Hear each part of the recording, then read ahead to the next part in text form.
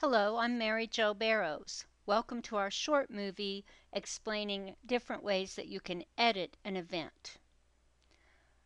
First of all, if I want to edit an event, I can take a look at clicking on the text to open it up.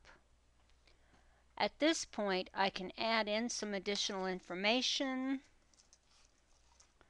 or I can add some more descriptions. I could add repeating, I could add guests. I can even make this event a special color in my calendar if I want to. Once I'm done with all of the changes, I can simply click Save. If I wanted to take this meeting and make it a repeating meeting, I would simply click on it,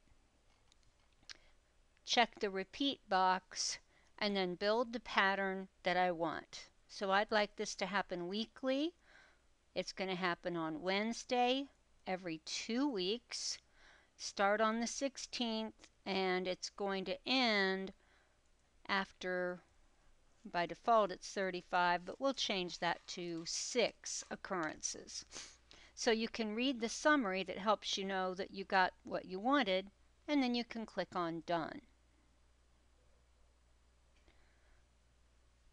When you're done making your changes with your event, click on Save. If this were an event where people were invited, I would be asked if I wanted to send updates to the people who were guests. You can tell about events by pointing and pausing on them, and that will expose information.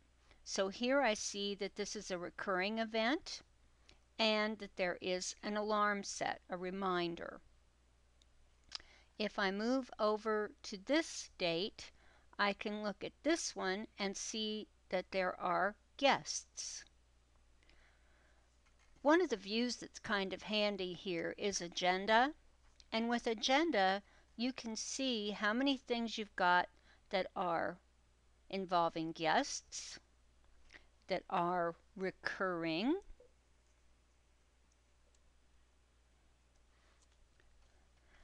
by the little boxes, that have reminders on them,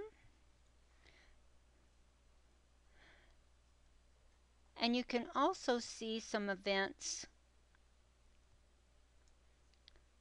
based on whether or not you've replied. There'll be a little check over here if you have not replied to the meeting invite. So if it's still awaiting your response.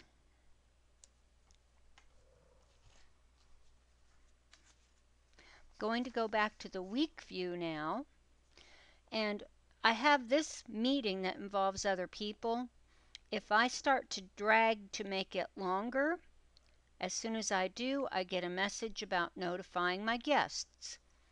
I'm going to click cancel this change, but I wanted you to see that you could send the notify or don't send, and of course you would want to send it. Also, if I were to take this one and move it to a different date and time, maybe instead of 4 to 5 we're going to go 2 to 3. Again, because there are guests involved, I would want to send something to notify guests. I'll cancel this change. If I take something like this where I don't have any guests and I stretch it, that's only me involved, so no notices.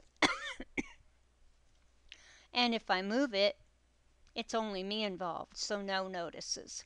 Just watch for the little head and shoulders profile and you'll know if something involves guests or not. Watch for the little box with the shadow. You'll know if something's recurring or not. And watch for the little alarm clock and you'll see if it's got reminders or not.